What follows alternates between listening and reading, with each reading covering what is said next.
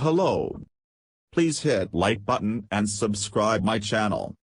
Also press bell icon for future video notifications. Thanks.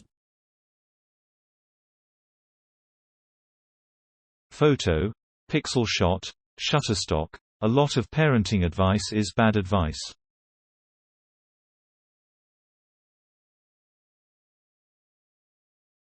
It's not just that standards and societal norms change over time. It's also that when something works for one parent and one child, that one parent tends to see their method as the right way or the best way, or even the only way. But for every parent who would never let their child cry it out, there is a parent who swears it was the only way to get their child to sleep.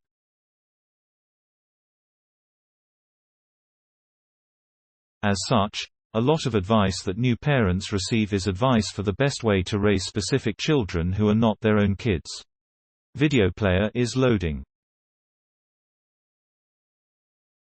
Current time 0-100 duration 109 remaining time 109 Yesterday, we talked about the worst parenting advice we've ever received.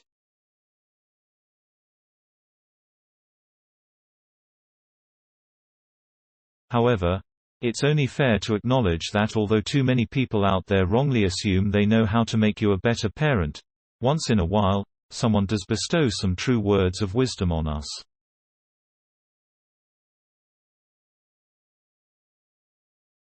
Some of my favorite advice came to me not from a wise older relative but from a magazine I was absent-mindedly flipping through when my son was just a couple of weeks old, lying asleep next to me.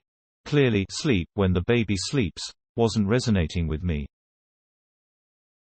It said that to be a happy parent and to raise happy kids, we should give parenting 75% of our effort. Not 175%, or even 100%, but a mere average, 75%. This epiphany came to me when I was having a miserably difficult time breastfeeding but couldn't possibly switch to formula, lest I be the terrible mom who cares more about her own comfort and sanity than fighting for the superior nutritious choice for her baby. I was hating the decision I'd made to cloth diaper. But cloth diapering was obviously the more natural choice, so me hating it was irrelevant.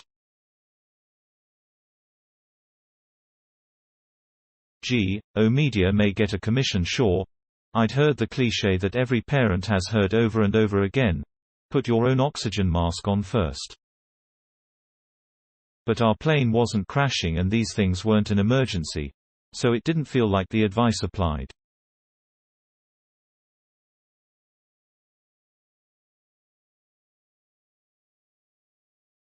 When the sentiment came to me in this altered state, though, give parenting just 75% of your effort, it clicked that the vast majority of the time, the decisions I make as a parent won't be emergencies.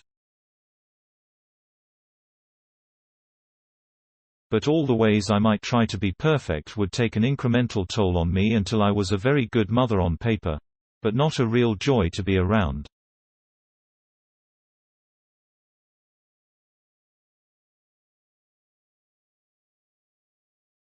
That advice stuck with me as my son grew older. I didn't have to be the mom who got down on the floor all the time to play with him. But when I did, I was fully engaged.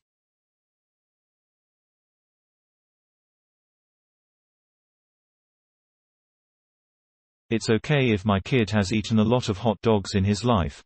He eats vegetables, too, and sometimes the easier route is the happier route.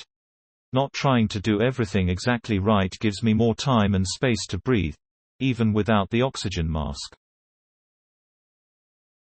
So tell me in the comments, what is the best parenting advice you've ever given or received?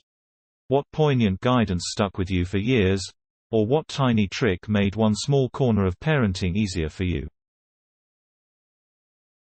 Subscribe to our newsletter. Join our Offspring Facebook parenting group for more discussions like these.